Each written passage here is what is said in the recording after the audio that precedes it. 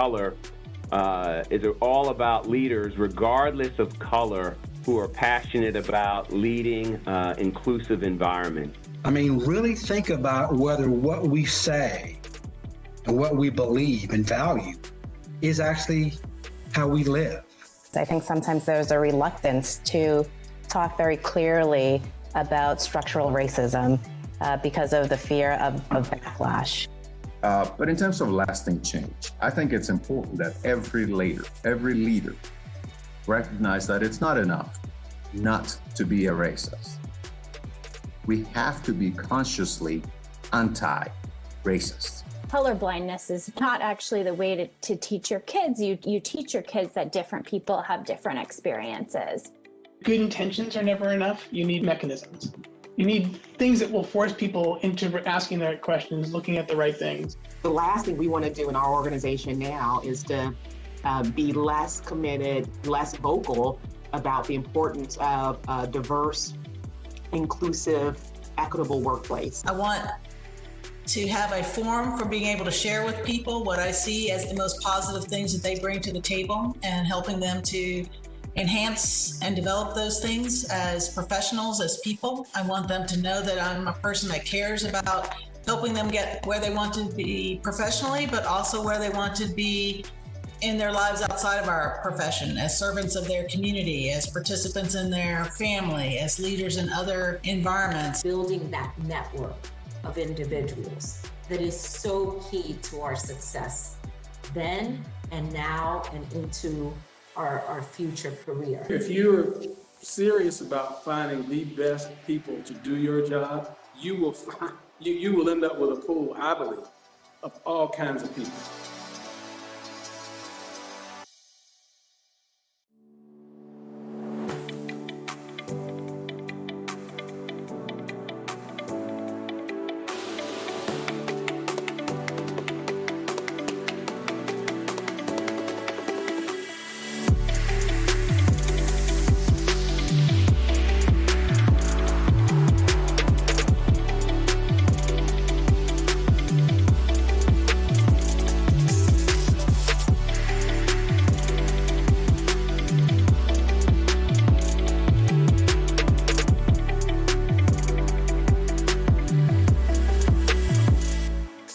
Well, hi, everyone. My name is John Harmon, and I'm the chairman of McGuireWoods. And I want to welcome you to a very special edition, our anniversary edition of Leaders in Color. We launched Leaders in Color in the wake of George Floyd's vicious killing to give legal leaders a platform to discuss difficult issues of race, social inequity, and inclusion. And for those of you who've watched our program over the last year, probably for any show, you've heard me say that our Leaders in Color show is for leaders regardless of color, who are passionate about leading and being a part of truly inclusive teams, organizations, companies, or firms. Over the last year, we've been, I would say, truly blessed to have some fantastic general counsel, chief legal officers, CEOs, deans of law schools join our show. And without those folks, the program that we've done over the last year would not have been successful. So I want to thank those of you who are in the audience who have been panelists, but also those who are joining us virtually. Thank you so much for being a part of what we've been doing. The other group of people I want to thank very briefly are three people who have been working behind the scenes over the last year to make this program what it is. And the first person is Joe Calvi, our Chief Marketing Officer and Business Development Officer. The second person is Shannon Farr. Shannon is our Senior Events and Marketing Manager. And the third person, very important as well, is David Lance, our Senior Tech and Conferencing Manager. So this show is going to be a little bit different for really two primary reasons. The first is, if you're not here, you don't know, you're watching virtually, but we have a live studio audience and we're doing this live. And I have to say, seeing all the smiling faces, to me, it just feels really good to be doing this live with you all here. And so I want to thank everybody who's here in the audience for participating live. The second thing that makes this a little bit different and very special as well is that unlike previous shows, we're not going to have general counsel, chief legal officers, or any CEOs on our panel. Today, we are honored and privileged to have three, what I would describe as legends in the march for equality, for racial equality, joining us. And so I'm going to announce them in a moment. And when we were setting this up, we had three chairs that looked the same, and the three chairs didn't all fit on the platform. So I said it's only appropriate, which one of these things doesn't belong kind of scenario, because the three folks you're going to hear from today were doing great things in the civil rights movement before many of us in this room were born. And so with that, I'm going to introduce the three panelists. And the first, to my immediate right, is Joan Trumpauer Mulholland. She's a civil rights icon from Arlington, Virginia, who participated in more than 50 sit-ins and demonstrations by the time she was 23 years old. For her activism, including the historic Freedom Rides, the Jackson Woolworth sit-in, the March on Washington, and the Selma to Montgomery March, she was disowned by her family, attacked, shot at, put on death row, and hunted down by the KKK for execution. She also crossed paths during her journeys and struggles with a who's who of civil rights legends, including Dr. Martin Luther King, Medgar Evans, Fannie Lou Hamer, John Lewis, Diane Nash, and Julian Bond. Joan, the first white student to enroll at Tougaloo College in Mississippi, where she graduated, retired after a 40-year teaching career when her son established the Joan Trumpauer Mulholland Foundation, whose mission is to educate young people about the civil rights movement and to teach them to become activists in their communities. Joan's story has been highlighted in countless books and several award-winning documentaries. Her many awards include the National Civil Rights Museum Freedom Award, the I Am a Man Award on the 50th anniversary of Dr. King's assassination, the Delta Sigma Theta Sorority Incorporated Annual Award of Honor, the Anti-Defamation League Annual Heroes Against Hate Award, and in 2014, Joan and other female freedom riders were recognized by President Barack Obama. Let's give a warm welcome to Joan Trumpauer.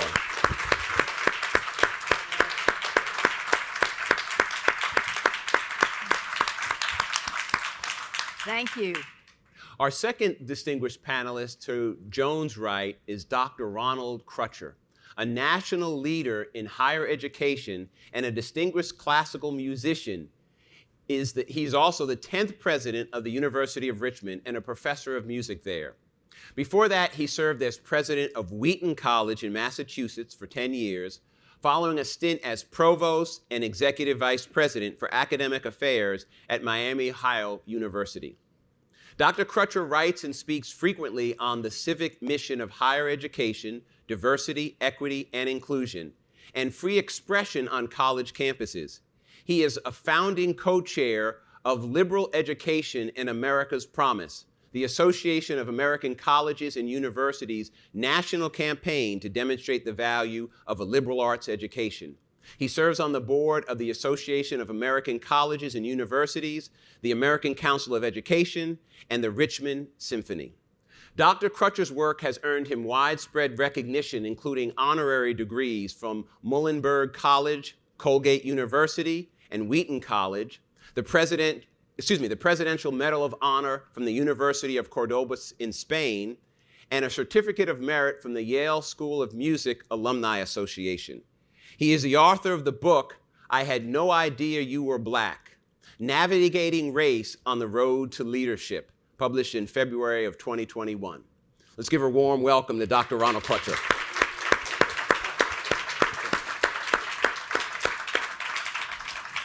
And then to Dr. Crutcher's right, on my far right, is Wade Henderson.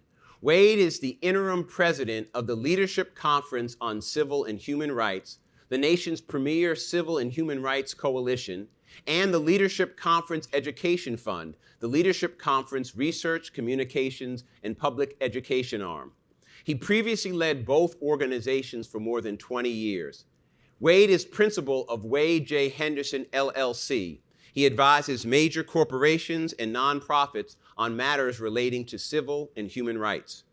Prior to joining the Leadership Conference, Wade was the director of the NAACP's Washington Bureau, overseeing government affairs and national legislative programs.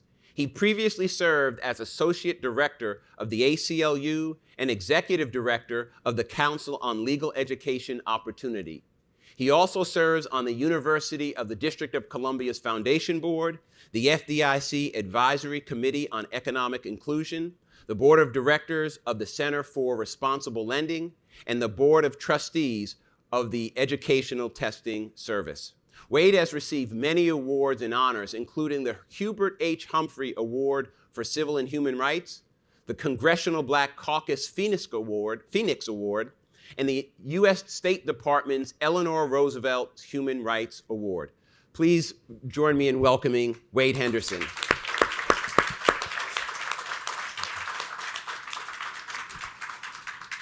All right, we're going to get to what everybody has been waiting for, and that is to hear from the three of you. And my first question is directed to each one of you, and I'd like each one of you to respond.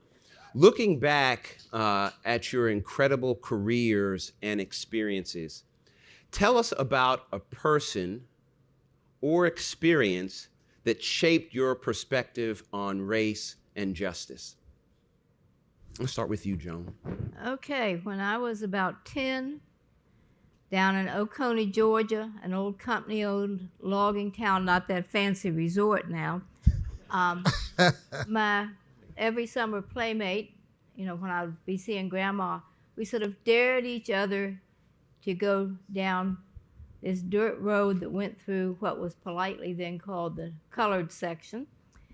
And that just gave me the creeps because everybody just sort of disappeared when they saw these two little white girls coming down the road. They went in their house, quit sweeping their yards, everything.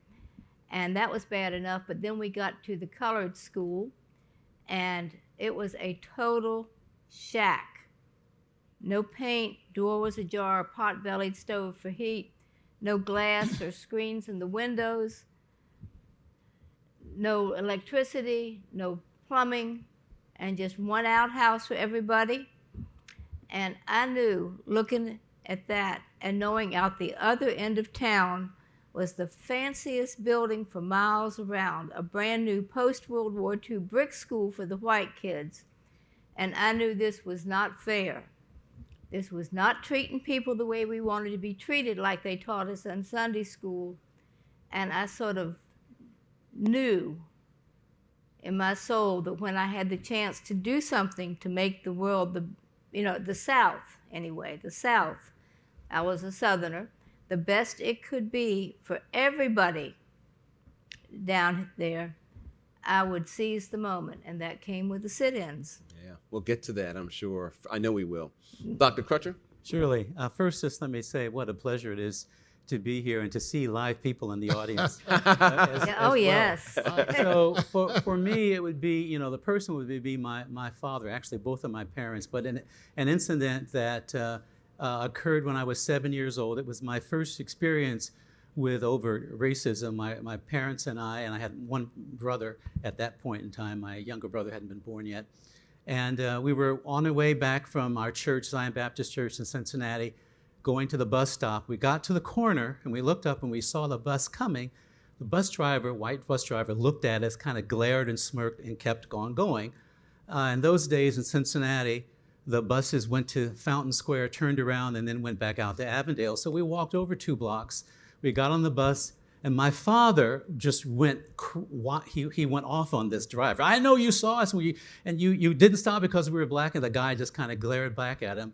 But most importantly, and this is the lesson, when we got home, my father sat us both down, and he explained to us that there would be white people in this country who would not accept us. They would be prejudiced against us. And he said, you won't always know what their intentions are. But one thing you should be aware of, you should always expect to be treated with respect. And he said, furthermore, you should know that you have every right to everything that this country has to offer as any other American, as long as you're willing to work for it. And that has left an indelible mark on me. I've never forgotten that conversation, and that kind of set me on my course. Wow, that's great. Wow. Wade? John, thank you. Good afternoon, everyone. It's delightful to be here. So good to see you all. Let me say first, John, that this is the 245th anniversary of our republic. It's the 245th anniversary of our republic. It is the centennial anniversary of the Tulsa Massacre, where over 300 African Americans were killed, and where the most prosperous economic community of African Americans in the country was destroyed. And the impact of that experience on the nation as a whole continues to be felt. It reverberates. And then, of course, this is the one-year anniversary of the start of your program here at McGuireWoods. So it's really a propitious time to take stock of where we are on issues of race. And I think this is really a wonderful opportunity to have discourse on those issues. I'm a native Washingtonian. I had the experience of growing up in the nation's capital. And Washington is a city on many levels. Most of you know Washington as a national city, the symbol of our government in the best sense of the word. But Washington is also, of course, an international city. Every country in the world that is participating in world affairs has an embassy here in Washington. We are an international city. But Washington is also a local city. And in a colloquial sense, we are a southern city. Amen. With all of the charm and all of the efficiency that may apply. But I would say to you that Washington was a southern city. And I grew up when Washington was a southern segregated city. And there was a form of apartheid here that was as destructive to the soul as anything that South Africa could possibly imagine. Now, I was born into a middle-class family, and I was insulated as a child from a lot of the experiences of interracial tension and conflict. I was insulated. I grew up in a Black neighborhood. I went to a majority Black school. I thought nothing of it. I just thought that was the way of the world. But as a young man, I was a newspaperman, and I had worked hard for a number of years, saving a little money. And as a middle school graduating senior, I was graduating from the 9th grade on my way to college. I had a little nest egg that I had saved to buy my first set of clothes as a young, man. And so my parents had given me instructions on my measurements, told me, what to do, and sort of sent me off to one of the department stores in town. But I had other ideas. I had that info, but I said, I wanted to go to what was then the top department store in Washington. It was known as Garfinkel's. The building still stands at 14th and F Street Northwest. And it was known for being the most exclusive department store in the city. And I said, well, why not? That's where I should buy my suit. So I walked into Garfinkel's with money in pocket, instructions on the size of the suit, and I walked around in the young men's department looking for clothes and didn't notice anything. But I was probably, I sort of felt that I was being watched, but not particularly. There was nothing to really distinguish that. And I suppose just as a young man walking in the store, that would attract attention. But I carefully picked out my suit, took it to the counter with the instruction from my father that you must try it on. You can't buy anything that you can't try on because you don't know if it'll fit, notwithstanding the measurements. So I walked to the counter and asked for the dressing room where I could try on this suit of clothing. And the cashier looked at me, somewhat puzzled, and had a little smile on his face. And I said, well, no, I'm just looking for the dressing room. And he said, oh, derisively, you know Negroes can't try on clothes here at Garfinkel's. And he burst out laughing, out laughing. And the customers in the store started laughing, And I felt totally humiliated and ashamed. I was furious. I ran out of the store in tears. But I was angry, yes, at the incident, but I was angry with myself for crying. I was angry with myself for confronting this experience and not really standing up as I felt I should have. And I realized, look, this isn't right. And suddenly this whole rush of emotion came to me because DC was, yes, the South, but it wasn't the South with whips and chains and dogs. I wasn't experiencing, Joan, what you experienced. It was the little indignities that deprived me of my humanity that I felt more searing than anything I had ever experienced. And so I was determined, one of two things: either I would leave DC forever or I would have to bring about change. What motivated me to do what I do now was my subsequent visit to the March on Washington. It was a coming of age experience for me. I had sort of defied my parents' intent to go down by myself. I rode my bike. I was 15 and rode my bike.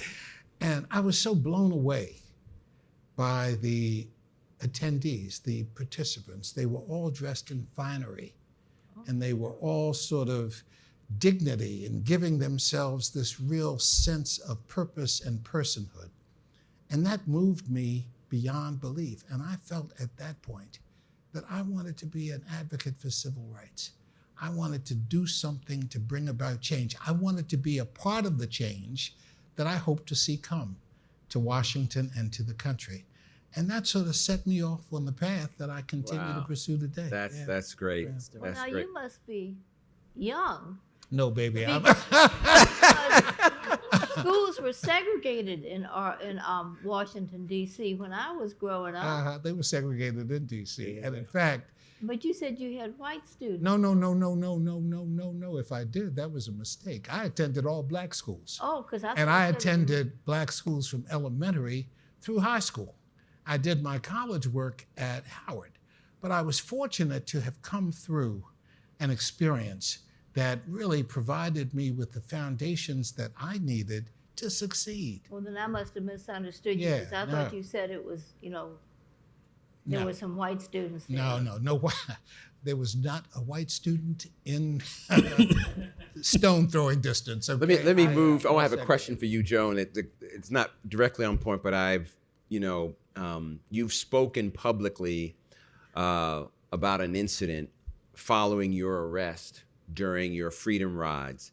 And I'd like to show a little clip, if we can, and then ask you a question. We just kept rolling, and got off in Jackson, came down the steps into the waiting room, white one, I guess, and sat down, as a group. Captain Ray, move on and move out. Do you all hear me? You gonna do it? You're under arrest. And we took the paddy wagon down to the city jail. And what happened when I went to step out of the paddy wagon just really hit me, still amazes me. The policeman, it's a big step down out of the paddy wagon. He reached out to take my arm and help me down. We don't want a thing to happen to you children. Now, if I'd been black, this would not have happened. But it showed the basic decency under all, and it gave me faith that things were going to work out. Joan, I wonder if you could take us back to that moment and why, despite all of the ugliness, the hatred, and the violence, that you had faith things would work out. Because this man, in spite of the hatred of the freedom riders, was being a Southern gentleman, helping me down. And I want to say that at the 50th anniversary of the Freedom Rides, I went to take by then, the head of the police in Jackson was black, the head of the State Highway Patrol was black, and we were all having breakfast over at the governor's mansion, and I went over to the sort of the rope or whatever separating the Freedom Riders from the officials, and I wanted to take a picture of these two guys. It just blew my mind. They were black, and they saw me hold up the camera and just turned their head. Okay, I didn't get my picture. But then after the speech, you know, the big speeches, any Freedom Riders that wanted to say something could come up and say it. And I told that story about the policeman helping me and knowing then that things would work out. After that, the head of the State Highway Patrol and the chief of police, they were coming over to get their picture with me. But things did work out. Yeah. I'm wondering from Dr. Crutcher and Wade, just your reflection on times. You've been through some incredibly difficult things, but that you had an inner sense of faith that things were going to get better, things were going to work out, and they did. I'm just wondering from your experiences if you can relate. Well, you know, I think, I mean, in a sense, that's been my, all my life. When I was a little boy growing up in Cincinnati, Ohio, I was very fortunate to have belonged to the church, Zion Baptist Church, which was at the forefront of the civil rights movement. And so Martin Luther King came to our church on a regular basis, all the civil rights leaders. And what got me through all the indignities and things in Cincinnati and in Kentucky, my parents were from Kentucky, so we would spend the summers in Kentucky, was the fact that they gave me hope. And I wanted to be just like them. I wanted to be able to give people hope, to be of service to people so that we could rise above the difficulties, challenges, and vicissitudes that we faced daily. And I'll share one other thing. In Kentucky, I faced for the first time, you know, Cincinnati is a southwestern Ohio city, but it's really very southern. But there wasn't, you know, segregation to speak of except at Coney Island, where you could go to ride on the rides, but as black people, you couldn't go swimming. Cincinnati had a Coney Island? Yeah, it had Coney Island. And so my father said, you know, we're not going to Coney Island. We're not going to see, if we can't swim, we're not spending our money. Right. But in Kentucky, we had to sit in the balcony when we went to the movies.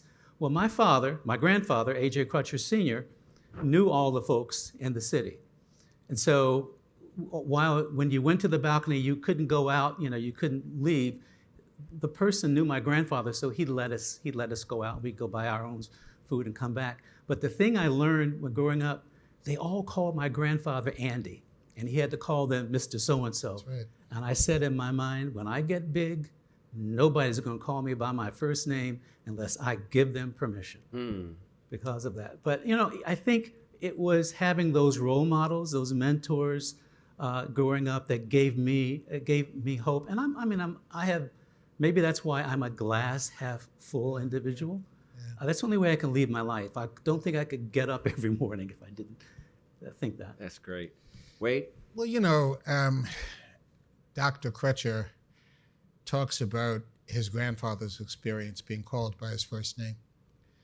And that's what I mean by the little indignities that racism imposed in ways that we took for granted, but dehumanized us, that denied us the personhood we wanted and demanded. And so when I was a young child, experiencing those indignities, being told, for example, when you see a white person walking down the street, you're supposed to step aside and let them pass. You're not supposed to look them in the eye when you're talking to them, because that's a sign of your being overly aggressive.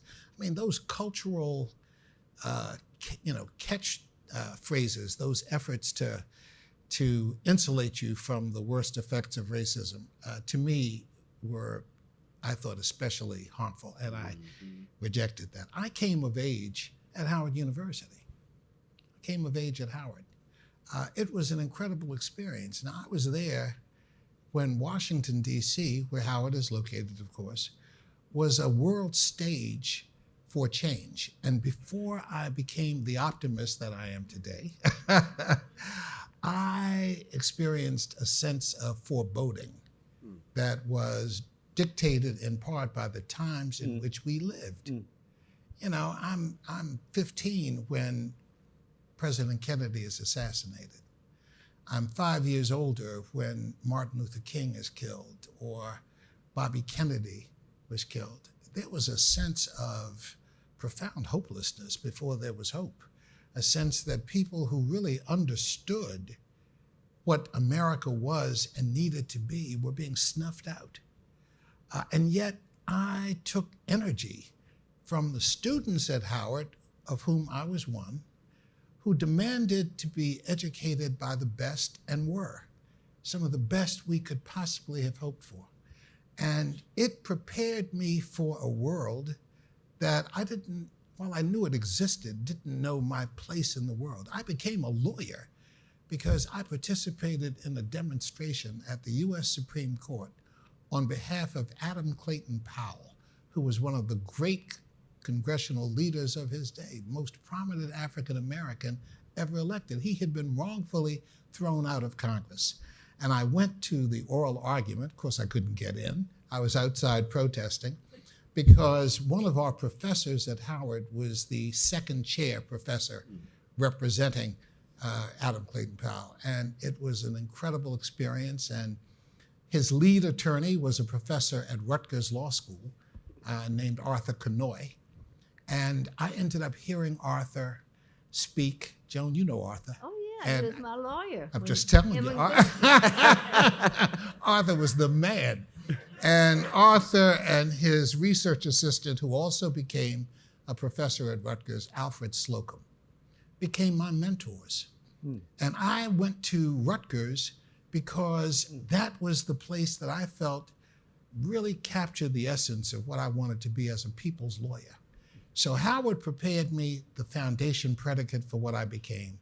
The law school helped shape me, and the world of experience helped tell me that optimism was possible, because I look back on where I began in a largely segregated world, recognizing that disparities existed all around, but that progress and change were possible. I saw it in my parents' lives, and I began seeing it in my own. And I began recognizing that you can be an agent for change. You can help bring about the change you want to see happen. And that helped blossom into a sense of optimism. And, you know, and you younger guys, Howard, man, when I was part of NAG, the Howard sit-in group, we had a sit-in at Bobby Kennedy's office. Yeah. We had a sit-in in the White House that I was behind. Not, if you all saw that movie Selma, they have LBJ talking to Dr. King about we can't have these sit-ins in the White House. No, it wasn't Dr. King behind it. It was the Howard kids, and I'm the one who came up with the bright idea. I love it, Joe.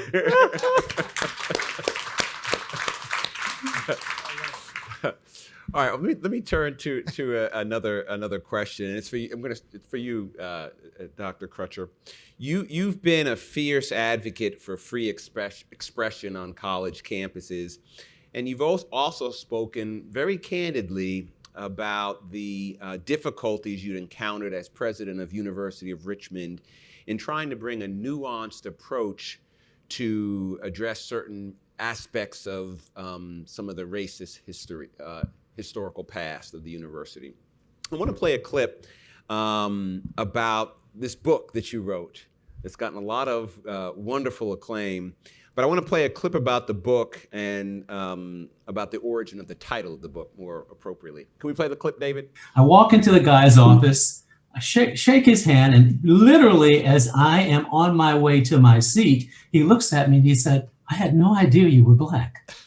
And so as I am descending to my seat, I'm thinking to myself, okay, that's an interesting way to begin the conversation.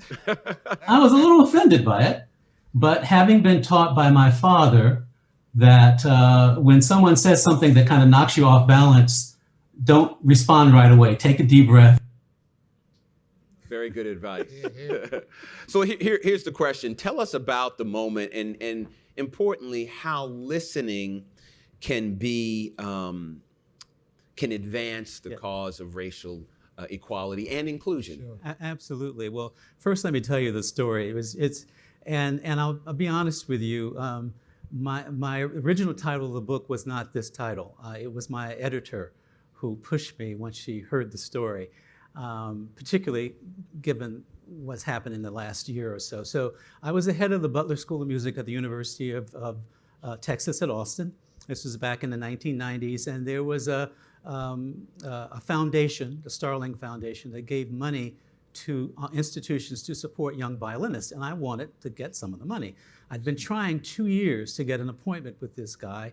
He was a CEO of an oil company and the chairman of the board. So, we went in, you heard the story. I'm sitting down, and so, I was a bit angry at first, but I thought, I'm a good son, an oldest son, my father's voice in my head, don't say anything right away. And then he said, perhaps you can help me. My wife and I have been going to the Aspen Music Festival for 30 years, and we rarely see any black violinists. Why is that? Perfect opportunity for me, right? And I'll tell you, I did get the money. But I've used this over the years. My wife, Dr. Betty Neal Crutcher, and I have been mentoring students of all colors and backgrounds and persuasions for over 20 years. And I use it as a cautionary tale for my students, because particularly now, young people, why didn't you just get up? Yeah, right. And I try to explain to them, well, first I question it. How would you have approached? Might the man have asked the question in a different way, and et cetera? But the reason this is so important for me to share with our students as a university leader is most students coming to colleges and universities these days come from segregated communities. Mm-hmm. The Public Religion Research Institution tells us most of us in the United States, whites, blacks, Hispanics, have only other whites, black, or Hispanics as part of our close social network. Therefore, students going to a college or university, particularly a residential college or university, have no real experiential base from which to build relationships across difference, racial difference, cultural difference, et cetera. Now, where does listening come into this? Well, a lot of people have asked me, well, how can you be so comfortable sitting down with people who differ from you and have a decent conversation with them? And I always say to the students, by the way, when you sit down with someone who has a differing perspective than you and to have a conversation, the goal is not necessarily to change their mind or vice versa.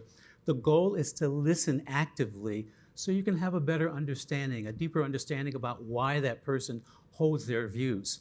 I'm comfortable doing that because I started playing the cello when I was 14 years old. I started playing chamber music at the age of 15. Now, what you need to understand, in a chamber music organization, there's no conductor like in an orchestra. In a chamber music organization, you have to make decisions collaboratively. And it doesn't make any difference if the person is a different race or even a different political persuasion if you want to perform that piece, right? Because the end goal is to perform well on the stage. And I do think it's my chamber music experience that I have used in my 21 plus years as a senior leader in higher education to help inform my leadership style. And I try to share that with students. And boy, isn't active listening missing today from our society? Absolutely. I mean, if you look at the talking heads on television, you can see when they're listening to, they're not really listening in their eyes. They're trying to think, well, how can I, come up on this guy or whatever. There's no real listening. And without listening, there can't be understanding, particularly understanding across difference. So that is something that's been critically important to my leadership style. I've tried to, and you talked about free expression. I mean, in our free expression statement at the University of Richmond, which was drafted by a committee headed up by one of our distinguished law professors, we state in there, if our commitment at the University of Richmond, our commitment to inclusion equity and diversity demands an equal commitment to free expression. Because, back in the day when I'm 74 now, I was in school in the 60s, we thought we bring people of color into the schools and everyone will link arms and sing Kumbaya and we'll all be happy. That didn't happen, did it? No. Right? I mean, you have to be able to reach across the divide and interact with people. Again, it's not about becoming somebody's friend.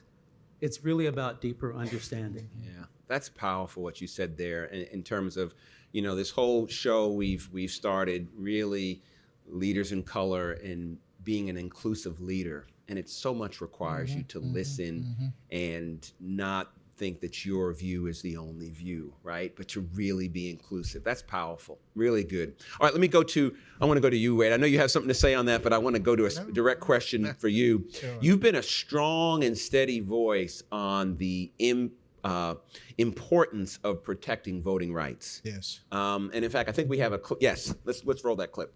Let's be very clear about something. These fights over limited drop boxes, broken voting machines, long lines due to overcrowded voting places, rampant misinformation on social media, and even water bottles are not normal. What do you think is the best path forward, Wade, to safeguard voting rights while protecting against any type of fraudulent voting practice? Oh, John, what a question. Look, colleagues, I think we are facing an existential crisis around democracy, Our democracy has never been challenged to the degree it is today, never been challenged. And, I think what we're seeing harkens back, yes, to Jim Crow era, but, some criticize us for invoking that view of the world.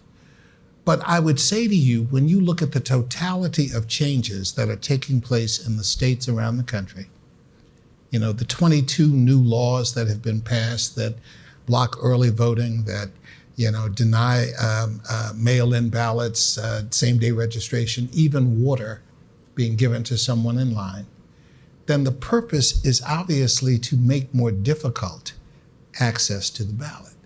And why is that? Voting is the language of democracy, ladies and gentlemen. It is. If you don't vote, you don't count.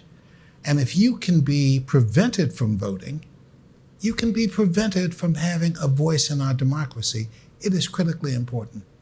I was part of a small group of civil rights leaders, legacy organizations, primarily African American, that met with the president last week. I love President Biden.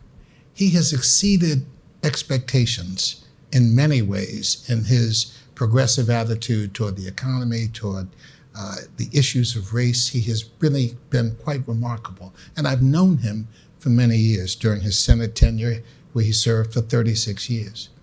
But in that meeting, and I'm not violating confidence by saying this, we argued that the president must lead, Congress must act. We need both the For the People Act, which is the bill that has been stymied in the Senate.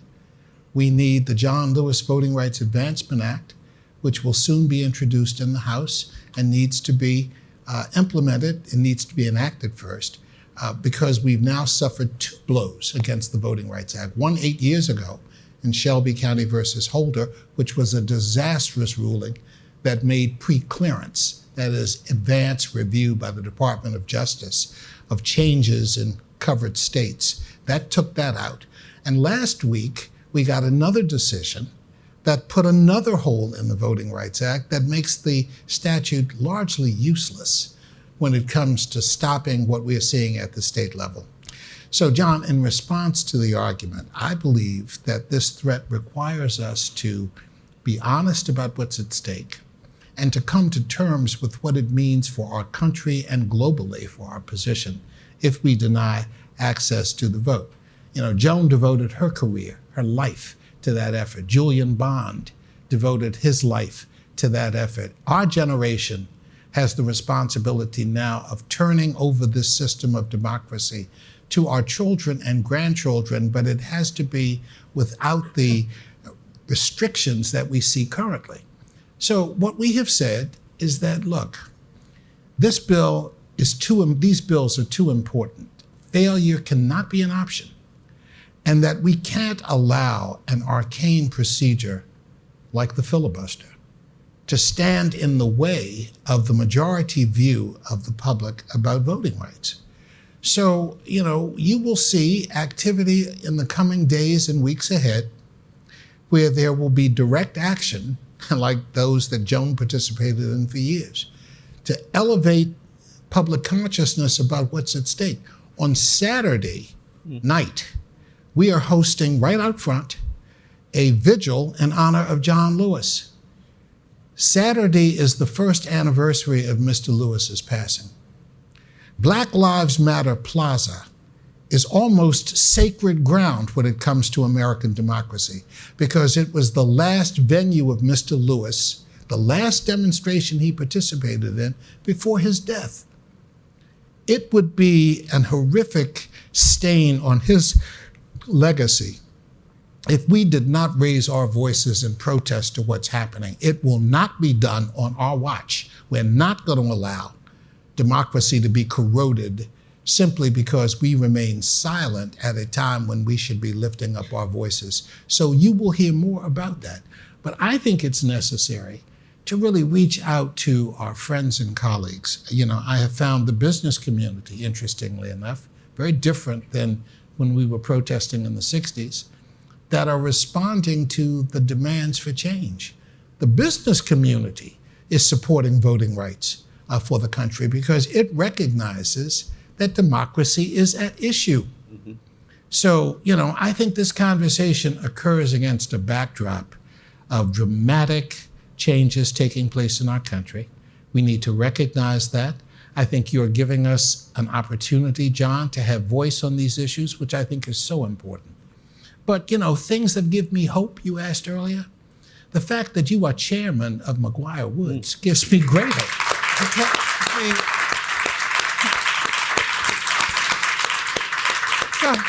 Trust me when I tell you, when I started law school 50 years ago, there were no John Harmons in law firms around the country. And it's these firms where the power resides. Mm-hmm. You represent part of the corporate power in our country. And we met last year around an initiative to encourage law firms to expand their own diversity, to have a more diverse set of partners, because those partners can wield power in ways that no one else can do. And I recognize the significance of being a lawyer, the privilege of being a lawyer, and what it means to represent those interests. So yes, you give me hope, and the kind of response we're getting around issues of the right to vote give me hope as well. And too many people died for us to have the right to vote. That's right. That's right. Not That's to right. vote. Joan, I wonder if you've been involved in this, and I'm kind of going off script here, but I'm just wondering, you've been involved in fighting for voting rights for a long time. I wonder what your perspective is on, Wade just I thought gave an incredible answer, but I'm wondering from your perspective, having been at it long as well, what do you think? I think we're going backwards. Mm-hmm. Backwards, much further backwards than I like to think. Before, when it was so restricted, back to Reconstruction and all. But I think we have to look at what it took to get us as far as we've come. That's right.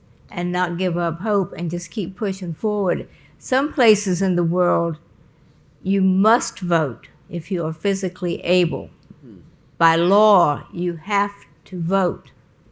And we need to look at that and try to move forward, because we're not the world's leading democracy if we're restricting the right to vote. Right. And on election day and things, I like to go to Medgar Evers' grave and thank him for the sacrifices he and others made for us to be able to vote. And he's just over there in Arlington Cemetery. Mm-hmm. After you go through security, which is a scary thought. I mean, if someone shoots you dead, you're already in the cemetery. But if you were to go in the main entrance, you take the road to the right, the first trail down to the right, and he's in the first clump of graves on the right. Folks have put a lot of stones, and I've even found Boy Scout beads and things, and happy smile stickers on his tombstone. Yes. So folks, go visit his tombstone and thank him for the right to vote. Mm-hmm. And then vote. Mm-hmm. Right. Mm-hmm. All right.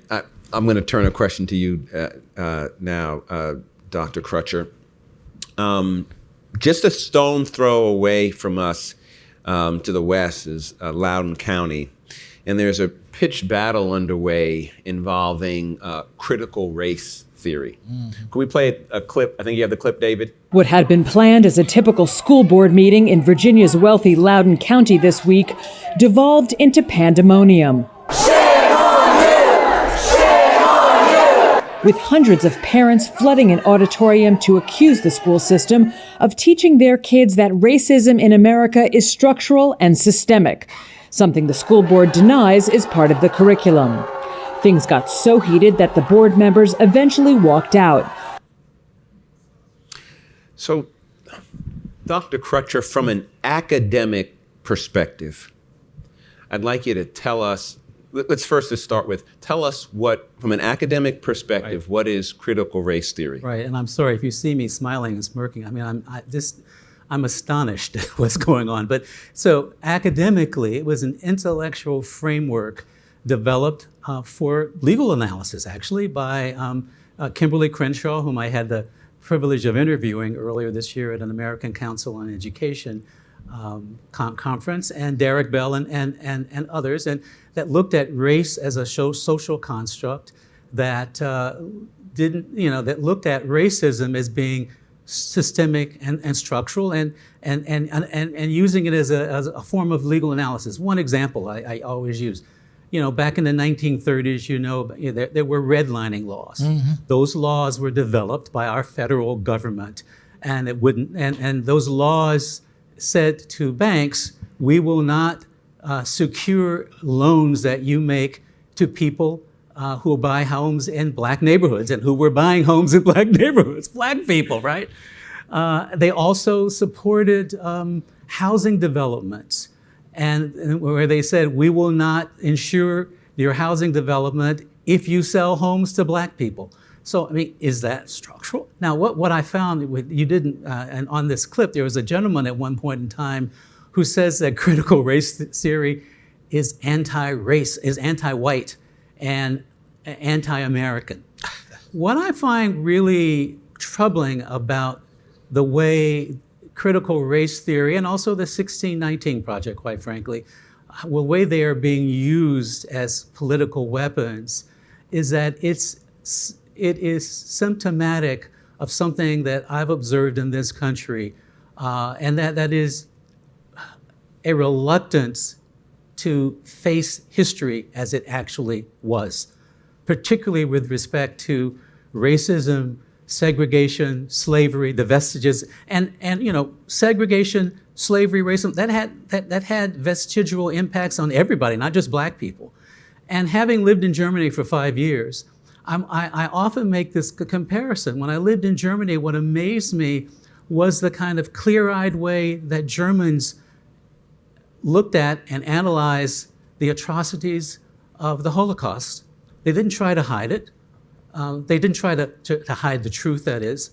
And then, some people say, well, critical race theory is making white students feel guilty and making black students hate white students.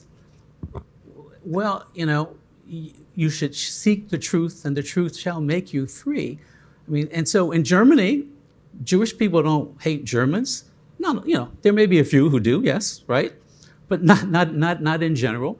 And the one thing that I also often talk to my students about that impressed me in Germany, there's something in Germany they have called Stopfrosteine, which means those are stumbling stones. They're little concrete blocks that have metal on top of them, and they have the names of the Jewish people who were killed. And once a year, people come out, they shine the Stolpersteine, and they have candles to remember, right, what happened. And does it build animosity? No, it doesn't. And so I think what we need to do is take a clear-eyed view in this country. I mean, real American history has never been taught in this country. We have educated our students on a fictitious history of the United States of America. Amen. You know, it's not the real history, right? And until we face up to that, there's a Jewish organization called Facing History, Facing Ourselves. That's what we need to do throughout the United States with respect to Black history. I'll share one anecdote for you. Last summer, on the cover of our alumni, so remember, I'm the president of the University of Richmond, founded in 1830 to educate white male Baptist ministers. And I graduated from high school in 1965. I could not have attended the University of Richmond. Our first Black students came in the fall of 1968. So on the cover of our magazine, there's this etching of the Robert E. Lee statue, which was done by one of our faculty members, and it said, "There would be no America without Black America." And you can imagine how people responded to that, right? I mean, you know, and in fact, even there were some trustees who were not very happy with that being on the cover, but it stated the truth, right? There wouldn't be DC without Black Americans, right? Who built DC? Black Americans. So I think it's very troubling to me that we as Americans don't want to tell the full story, and in fact flip everything around and try to weaponize attempts to, like the 1619 Project, to tell the full story. Whether you agree with every aspect of it or not is beside the point. The point is there is a lot of that history that most folks in the United States still don't know. Well, and I'll ask this for the whole panel, right? And I'm going to ask two questions, and we would just want to hear from you all. Two, first, why do you believe, you said it essentially it's touched a raw nerve? Why is that, number one? And then number two, you in academia, and you, all three of you have had to have great conversations with people who disagree, right? Who are maybe on the opposite end of the spectrum, great people, but they're on the opposite end. Sure. So I'd just like to hear from the three of you, one, why do you think it's touched a raw nerve? And then two, your advice. I'm gonna ask you later about advice. We have a lot of students watching, some students here. You know, your advice on how to have conversations, live in harmony, right? When you may be on the total opposite end of the spectrum and we'll just talking this issue, but it really applies to broader issues. Okay, you want me to be real and tell you why it's hit such a raw nerve? Yes. I think that white people in the country, in the United States of America, are aware that this country is becoming browner, and that white men in particular are hysterical right now because they see in the future that they will no longer be in control. And so to the extent possible, they want to just subjugate us all, subjugate black people, but also they don't want to tell the full story. They don't because that helps them to maintain their own narrative. Now, in terms of how we help young people to kind of bridge those divides, I mean, I'm a firm believer that when you make an intentional, if you intentionally sit down with someone who is totally opposite from you, you don't start out talking about political stuff. You start out talking about just where you're from, just describe what was your street like, what do you like to do? Oh yeah, I like to do that too. You try to just, it's like kind of a basic human interaction. You will find commonality in some fashion. And then that will give you a platform or a foundation from which then to go into the hard stuff. And then when you get to the hard stuff, learn how to breathe. don't totally go off because somebody says something that you think offends you. Have some humility and grace about it. You can be firm in your response, but if I think one of the biggest threats to our democracy right now, in addition to what Wade has so eloquently talked about, is the fact the American democracy and democracy in general thrives on people having conversations that are open, honest, and direct, even when you don't agree. Learning how to agree to disagree is critically important. And now we're so polarized that not only are we in our own little bubbles, but we vilify those in the other bubbles. And I don't want to talk to that person because of X, Y, Z. So I think it's critically important that we teach young people to hone these skills, but that old people need to practice those skills as well. Joan, we do. Go ahead. I think a lot of white people don't want this critical race theory, whatever it's called, taught because it makes them feel guilty. And maybe they are guilty. Guiltier than they want, but they don't want to admit it. Now, I've always found that you can always find something, like you say, you can always find something you agree on.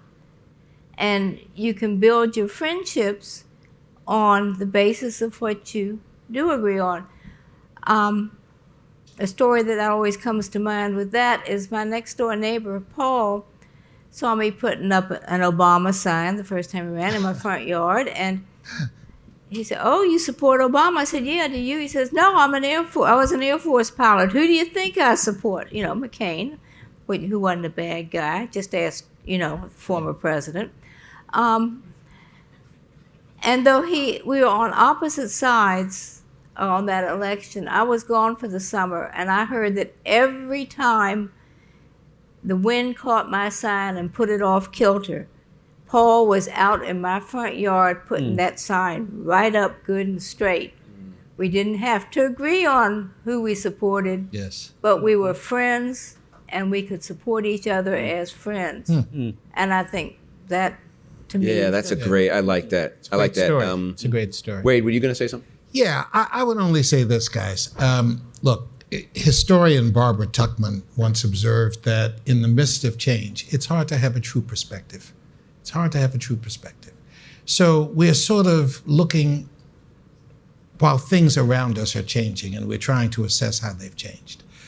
I take the view that Barack Obama, who became president twice, helped change the dynamic of our country and made possible this notion that we are living in a multiracial world in the most important sense of that. We had a black president who, for the very first time in our history, helped symbolize what American democracy could be.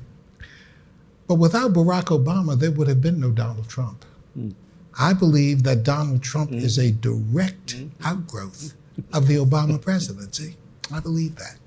And I believe, as Dr. Crutcher observed, there is a sense of, unmooring, a sense of total dishevelment among some in the white community about the pace of change, the browning of America, these statistics that talk about having no majority population by 2050 and what that means for the workforce to come, and how do we maintain our position in the world with so much change around us taking place.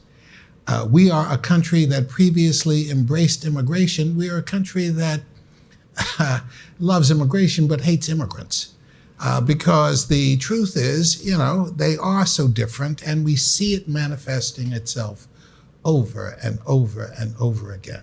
The fact that the Dreamers have been denied a pathway to citizenship speaks volumes about who we are as a country. So I guess what I would say, during this period of upheaval, there is an effort to cling to what is most comfortable. The insurrection of January 6th was, in my view, not just an insurrection, it was a failed coup d'etat. It's a failed coup d'etat. We came very close to overthrowing our government. The fact that we can't develop a bipartisan committee to examine what happened tells you that something is fundamentally wrong with our country. So I'll conclude by saying, look, guys, I'm a lobbyist. I'm a registered lobbyist. I work, my clients are the Constitution and the interests of the people I serve. That's the truth. I am supporting 2 initiatives in Congress that I hope will help bring about a certain level of enlightenment to the public. One is a commission supported by Barbara Lee, the only Congresswoman who voted against the Iraq invasion back in 2002, the only one who voted against it. That took incredible courage. She stood up in the House on the floor and said, no, I'm not going to support this. She is sponsoring a commission on truth, racial healing, and transformation, which our country desperately needs, and I hope we can have an opportunity to examine that. But I also support a bill, H.R. 40, that would establish a commission on reparations, because I believe that the experience of African Americans requires us to examine what in the common law, going back to Roman law, is that for every wrong there is a remedy. And there has to be an examination of what occurred in our country. So just as Tulsa, the Tulsa anniversary, 300 black people killed and, the most prosperous community in the country destroyed, black community, many Americans knew nothing about that. Nothing.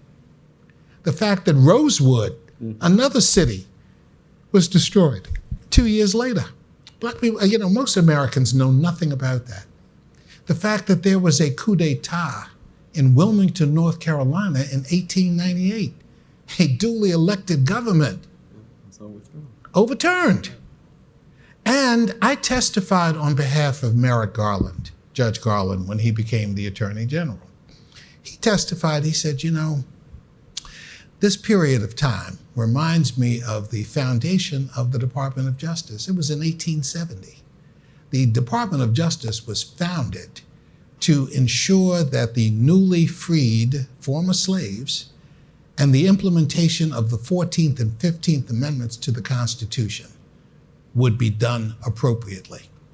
He said, we responded to the hate crimes of the era by passing the Ku Klux Klan statute of 1871. Fast forward 150 years later, the same kind of hate crime violence that we saw in 1870 is being replicated now.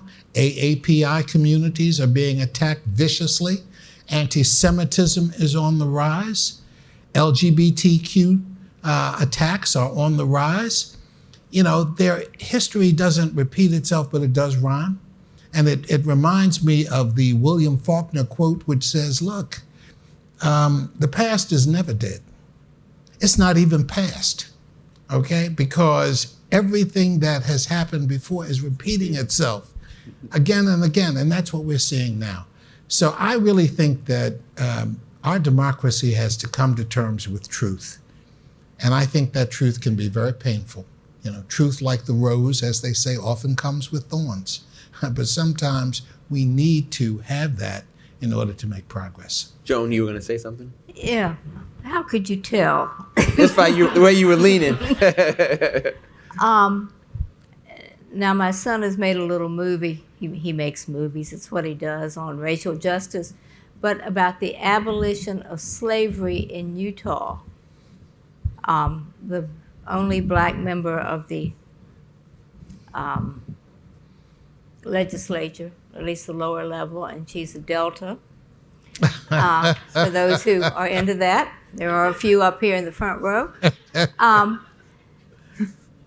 Put in to amend the Constitution of the state of Utah to take out the language that permitted slavery, that there should be no slavery or involuntary confinement, what have you, except as punishment for crime. And it passed in Utah. Slavery is abolished, but it's still permissible under the U.S. Constitution. And I think we need to do something about that. We do need to do something about it. But, you know, Joan, you're so right. Look, lynching is still not a crime at the federal level. We just had a bill that was considered just this year that our friend from Kentucky, no, not Mitch McConnell, your other Kentucky senator. Rand Paul. Rand Paul filibustered the anti-lynching bill. Okay, So we now need to abolish slavery and get rid of lynching. maybe we could do it together. I think that's a plan.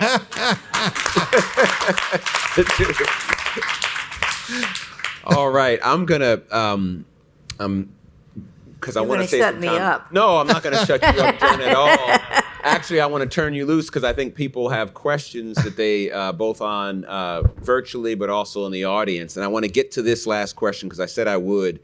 I told you all we have many students in the audience, and a number of our McGuireWoods summer associates are here as well. And I'd like to close out the formal part of asking questions before we turn it over to the audience. If you could give each one of you some succinct advice to someone who's in law school, we have some clerks with a judge here who are starting their career, what advice would you give them on being an effective, inclusive, empathetic leader that they can use, that they can really use as they're here right now beginning their career? You know, we have over 100 years of experience here and in leadership. So I'd like you all to answer that question, each one of you. Wow. Joan. Well, I can't speak to lawyers, but to students who want to bring about change, act together and stay nonviolent and don't give up. Just keep on keeping on. All right. Wow. Yep. Well, what I'd say, three things. I mean, one is just really to remember only you can control what goes on up here.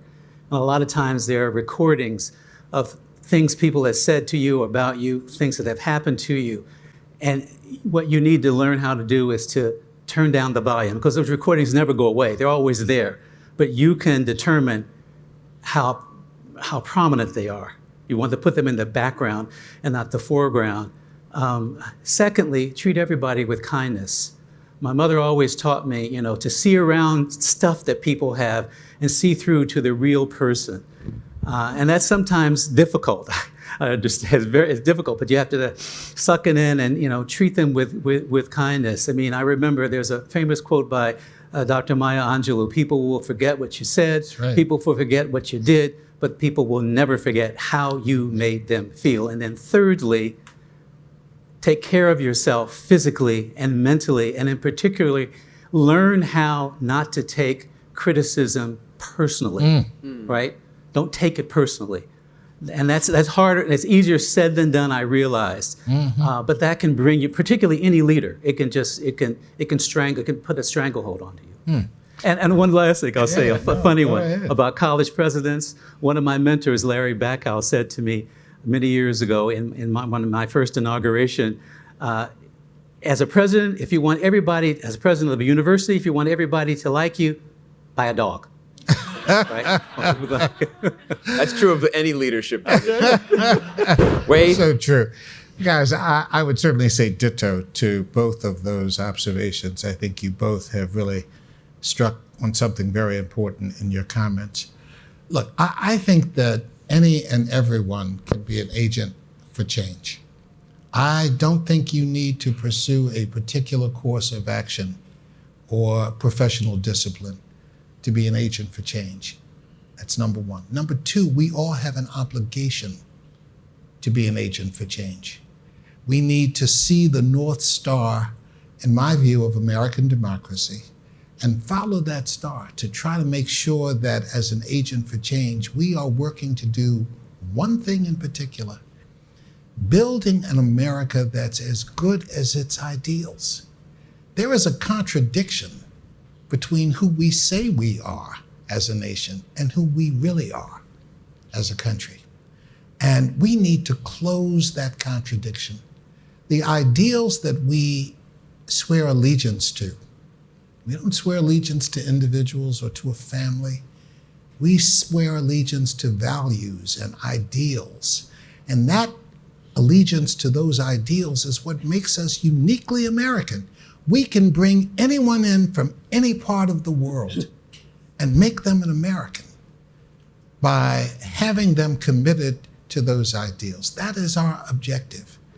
And leave the world a better place than you found it. There are changes that are within your purview. Now, sometimes it has to be done, systematically.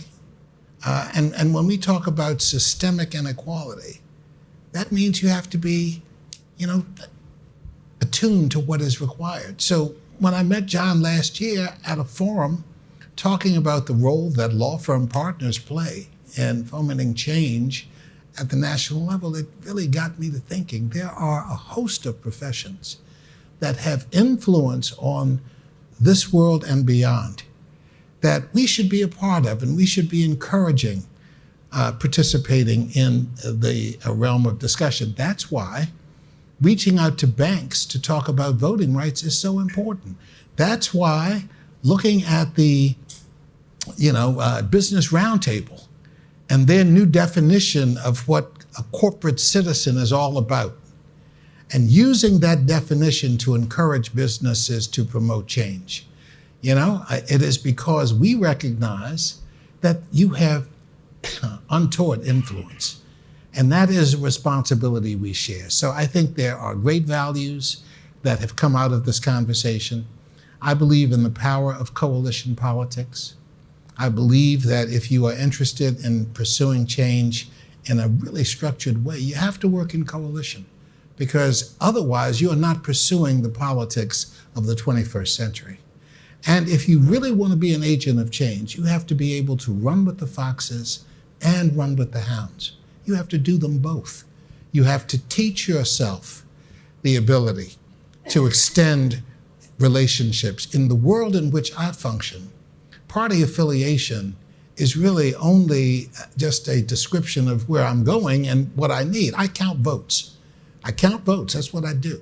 And I know the votes that I need to pursue a particular course of action. And no legislation can effectively be pursued unless I'm pursuing a bipartisan effort. I have to do that. And so run with the foxes, run with the hounds, by the values that our colleagues have talked about here, and help leave the world a better place than you found it. And if we can make that commitment, I think we can really bring about constructive change. All right, I'm going to leave some time right now for some questions for our distinguished panel.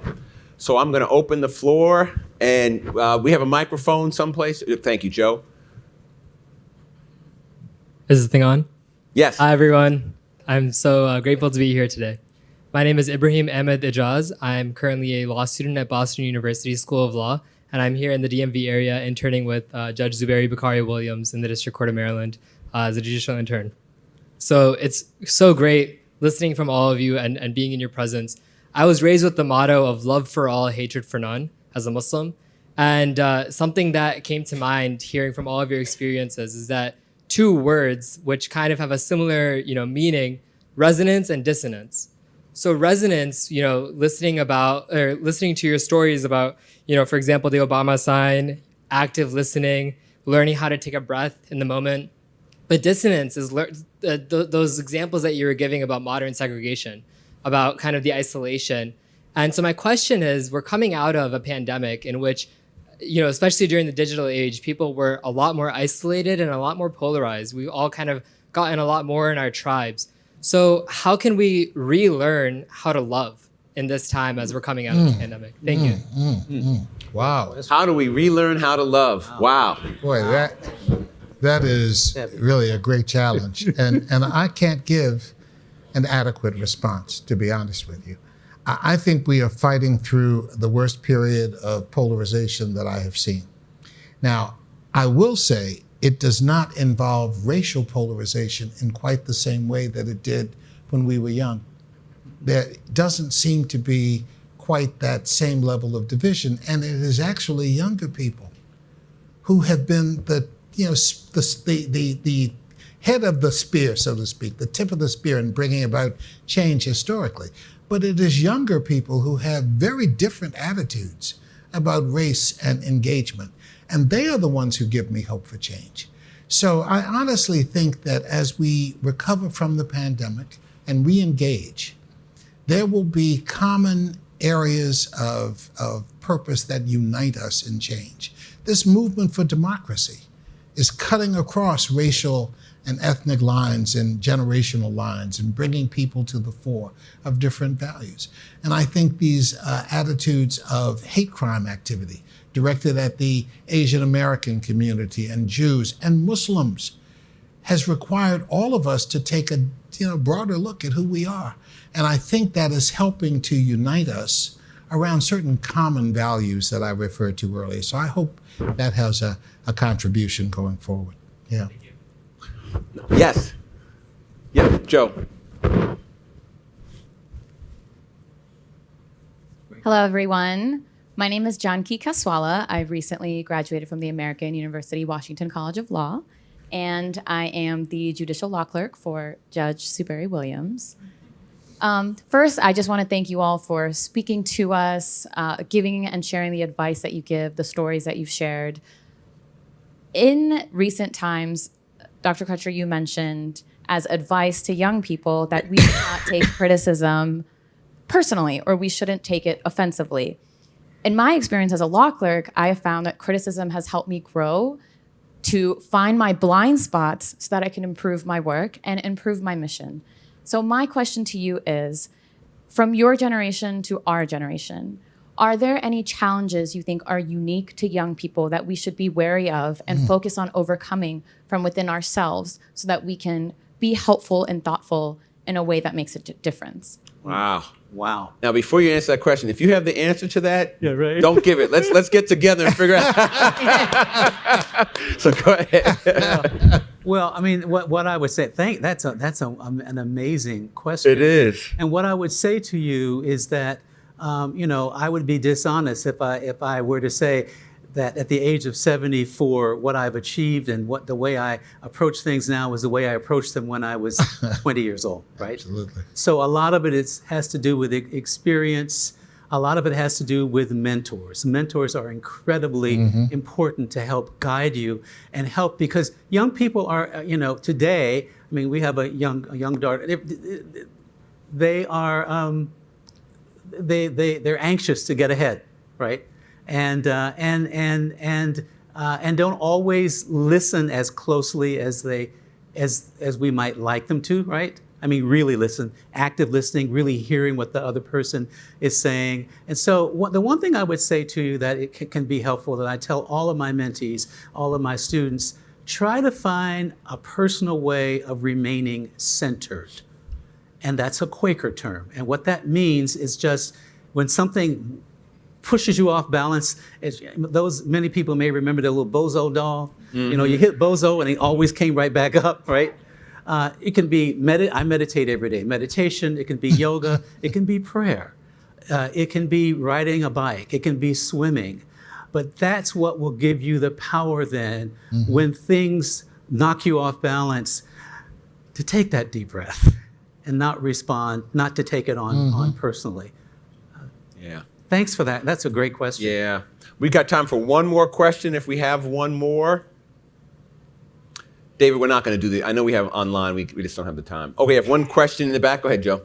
Was there one question? Okay, go ahead. Hello, my name is Taylor Hall-Debnam, and I am a rising 2L at Georgetown University Law Center, and here as a summer associate with McGuireWoods from the Richmond office. And my question is about relationships and how when we oftentimes are maybe friends with people who share different ideas or come from different backgrounds, that it's often really easy to become complacent when you are in the middle, and how you all have sort of moved forward without remaining complacent while also bringing people with different ideas into the fold. Great. Joan. Joan, why don't you? I'm sorry, I couldn't really hear the whole question. How when you're interacting with someone who's really, really different, has a different perspective from you, rather than just kind of giving in and be complacent, to push back against that person? Well, I figure I can always learn from that person, get a different slant on things that, you know, maybe there's something I can incorporate into mine, but offer, you know, without dismissing the person, bring in a slightly different take on it, a new point to be considered. Does that answer? Yeah, no, and you know, and I would say, I mean, again, it does take experience. Let me give you one example that I used actually on a NewsHour interview I had. When I was younger, and I was in a predominantly white spaces, people would ask me what it was like being. I remember one guy in my honors dorm at Miami, Ron, what is it like being colored? And it really, I didn't know what to say. Well, less than a year ago, I was having a meeting with a donor, a man who was praising everything I'd done for the university and telling me how he had raised his daughters to be colorblind. And I remember at that point thinking, I have to say something to this man. I said, if you don't mind, let me just share this with you. When you tell me as a black person that you're colorblind, you're telling me you don't see me, because I'm dark, I'm very dark. And I said, that could be dehumanizing. You know, you know, and he looked at me and he said, I never thought of it that way before. You know, he thanked me, and my fundraiser was having a heart attack, by the way, while I was doing it. But you know, that I was 73 years old when that happened. When I was 20, and this young man, as we called him, Prophet, he was because he wasn't even as, he asked me the question. I didn't know what to say to him. I said, I'm just like you know. So I mean, don't be too hard on yourself. There is what I'll point. You know, take your time, listen, share. As Joan said, share another perspective. And as I said earlier, if you know, if you can find a way to first develop commonalities, and then you can get into the hard stuff. All right. I know we have a lot of other questions, but we really try to do our best for this program to end on time. We had an extra half an hour. I just want to thank the three of you so much for your perspective, your leadership, and this has been just a remarkable program, and I just want to say thank you very much. So we appreciate you all. Thank you. Thank you, John. Your idea.